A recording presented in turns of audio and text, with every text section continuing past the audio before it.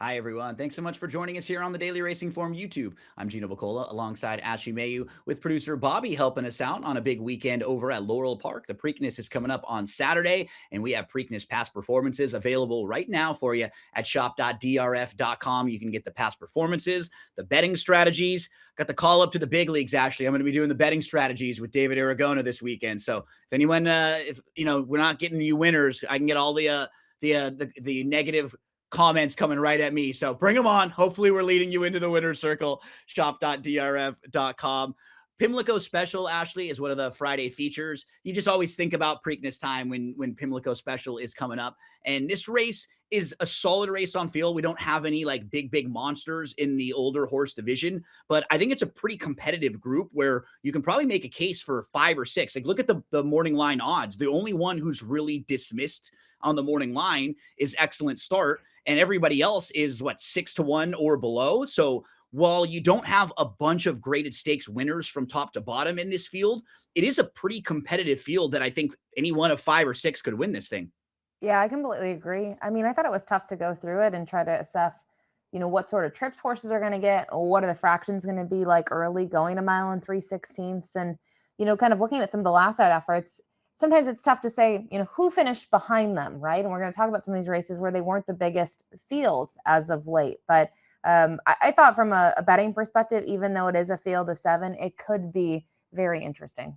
So this is going to go as race number 12 on the Friday card at Laurel Park, the Grade 3 Pimlico Special, $250,000 up for grabs, a mile and 3/16 the distance. Let's take a look at the Timeform US Pace Projector and meet the field for this one. We have Macleans Rook, who's in really nice form right now. Ashley, you have 90 plus buyers in 3 of the last 4 races, and in the last 5 races, you have 3 wins and a nice runner-up effort and a third place finish.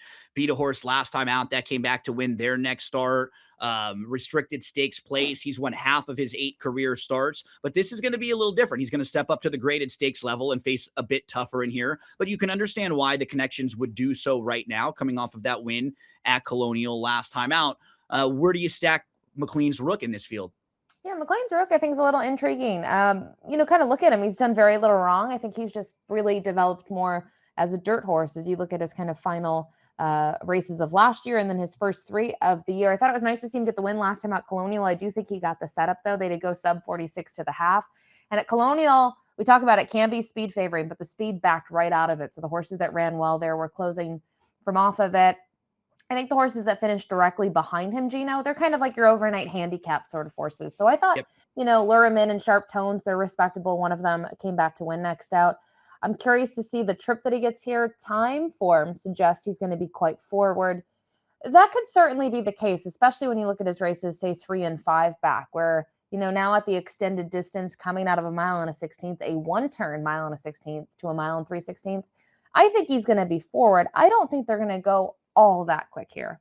I agree. Maybe he holds that nice inside position. He could sit just behind the leaders. Navajo Warrior comes off of a nice win at Gulfstream Park on March the 21st. He earned a 99 buyer speed figure. He beat a horse who was unlucky on Preakness weekend last year, Gosker, who ran really well to finish second there. That 99 buyer speed figure is the best last out speed figure. And this is another horse who will step up into graded stakes race, integrated stakes company off of a pretty nice effort last time out. And he lures Flavian Pratt for Safi Joseph Jr., a strong connections play here. What do you do with Navajo Warrior? Yeah, it's a little tough to read. I mean, as you take a look at his last out, really nice performance. He was last early on, but it was just a compact field of 4. And obviously, the horse to beat in here was Gosger, and Gosger gave him a fight until, maybe Gosger needed the race, right? And you can see ends up being a second best behind Navajo Warrior. So I thought it was a good performance. I actually thought the race 3 back caught my eye a little bit more, where he just decimated his competition. I understand he was a heavy favorite in there, but the horse that he put away, Keen Cats, racing this Thursday, I believe, at Churchill, is in one of the previews I did with Mike Beer. Really respectable horse. It's a hard knocking type. Not saying he's a stakes horse, but to see him put that horse away by 6 lengths, I thought that was pretty good. So he's a horse that I think you have to consider at least for a piece in here.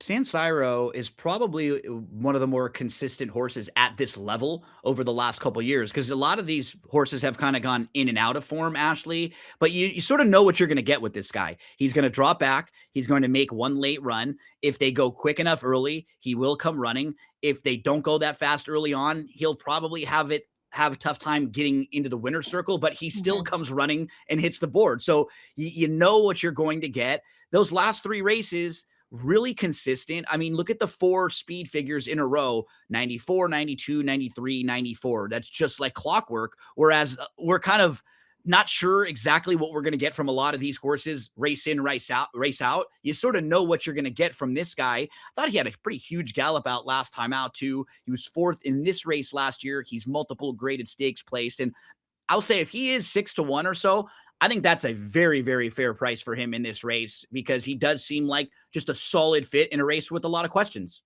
Yeah, the distance isn't a problem for him. He can run all day long. We'll take a look back at the Ben Ali last out at Keeneland. And, in terms of the trip, I mean, you talked about it. He likes to go towards the back and make a run. He's able to finish in front of Austin Aaron here, who we'll talk about in a little bit. I think, they're kind of the total difference in terms of trips. But when he was able to win three back, that was a race where he went off at a big price because you had the likes of Sandman in there and some horses that folks were expecting to run well. And I thought he ran exceptionally well to get up to win and beat Winnemac Avenue in there.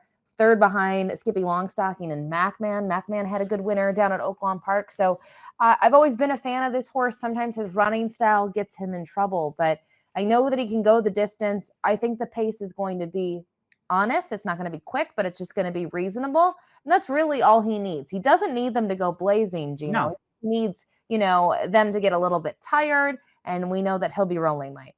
Awesome Aaron is next one up. He's actually last year's winner of the Grade 3 Pimlico Special.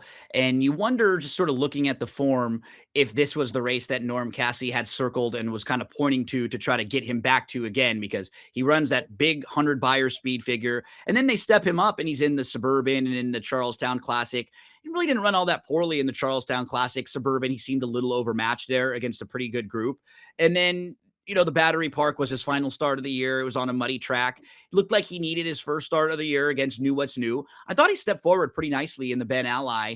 It's not like he had like a bunch of overwhelming trouble, but he was kind of inside. He lost position. He tried to move through. He didn't have a whole lot of room. Then he got space, but it wasn't a whole lot of space, and he was kind of shifting around.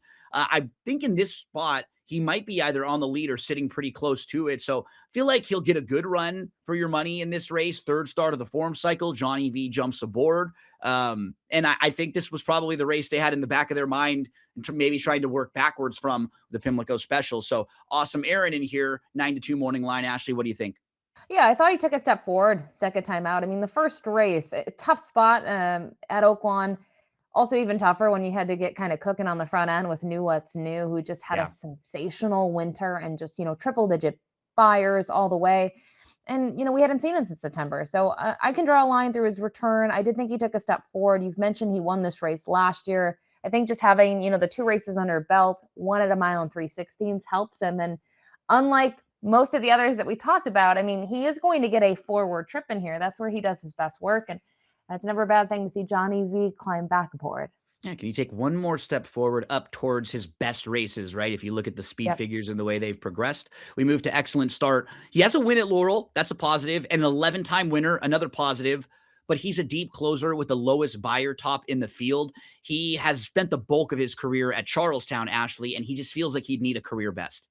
Needs a career best. He's going to go a distance that he hasn't gone in his career to this point. The furthest we've seen him is a mile and an eighth, and he wasn't even winning that race two starts back. He was able to win three back, but you mentioned, I mean, just softer throughout. So respect the connections for taking a shot, and maybe Charlestown sets him up well because the mile and a 16th configuration is, it's a little different there at Charlestown, but he would need to really be lights out, and I just don't see it happening against this group.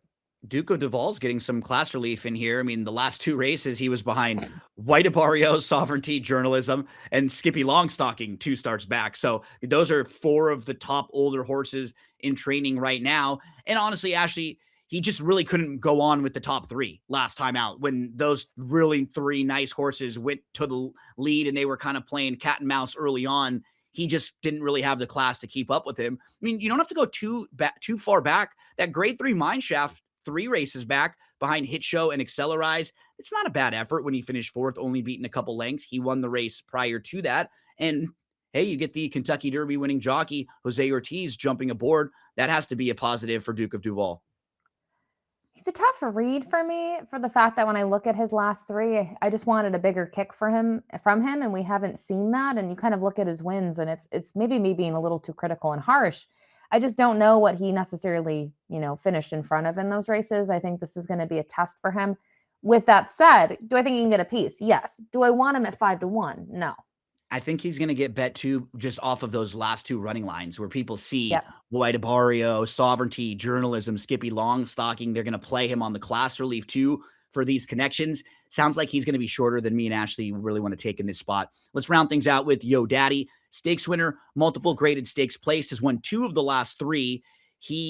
That 95 buyer speed figure last time out, that's very good. He's hit that number a couple different times. He finished in front of a horse named Phileas Fogg 2 starts back, who we see trading decisions with Awesome Aaron last year. So that's got to be a positive. And I mean, just looking at his last 3 races, they're really solid overall, those last 3 with a couple of victories and that runner-up effort 2 starts back. So yeah, I think he's a nice fit in here. I like others a little bit more than him, but he does come into this race in good form. It's kind of interesting when you look at him in 2025. He had back-to-back wins with 90+ buyer speed figures. He raced in the Stymie, didn't run well. Then he was 3rd in the Westchester, 2nd in the Belmont Gold Cup. No, it was going really long, 1 3/4. Then they give him time, and he comes back for Linda Rice again, and he goes off as the 2nd longest shot on the board in a 7-horse field. And he crushed them, in my opinion. And then since then, he's had great form.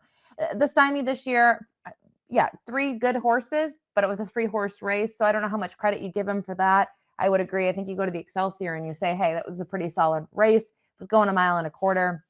Distance won't be an issue for him.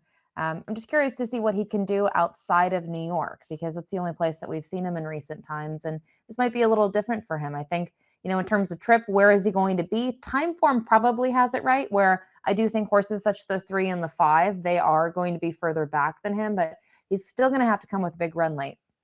You and I previewed 2 races that are on the Friday card over at Laurel Park. The first of them was the Miss Preakness, where it was kind of like a 2-horse race on paper. Mhm. And this race is way different, where you look at the race on paper and there's really only one big long shot. And then everyone else seems kind of competitive in here. So as we move to selections, Ashley, how do you want to stack them up in this one, the grade 3 Pimlico special? I'm going to go back to an old friend, the 3 Siro. I mentioned the Yep. race where he was able to defeat Winnemac Avenue, I thought was strong. And just looking at, his run lines the last 2, he's run his race. He hasn't necessarily gotten the dream set up. I think they need to go a touch quicker, but they don't necessarily need to go blistering for him to come with a late run. I think others in here, at least in my opinion, some of them need to rekindle old form, right? Or they need to step up a little bit. And I think he's just been consistent all the way through. So I'll use him here. I hope he's every bit of 6-1. Yeah, and he's a horse that I don't have in my top 4, but if you're the type of player that is a pick 4, pick 5 player, he's in the mix there for me, because if he is in that 5-1 range, like, he does have win ability in this race for sure. I'm going to go back to Awesome Aaron, who I think is going to get a really great trip in this race. It doesn't look like there's that much early speed. He's a horse who can go right to the lead if needed, or he can sit just behind. I think he's going to be forward. Johnny V does such a great job with having to make that decision on, should I go, should I sit? So I will trust him in this spot. For me, Awesome Aaron, 4-1-3-7. For Ashley, it's going to be San Siro, 3-7-2-1. We'd always love to hear from you. Do you agree with me here? Do you agree with Ashley? Are you going in a different direction? Subscribe to the YouTube channel and drop a comment in the comments section below. Best of luck this weekend at Laurel Park.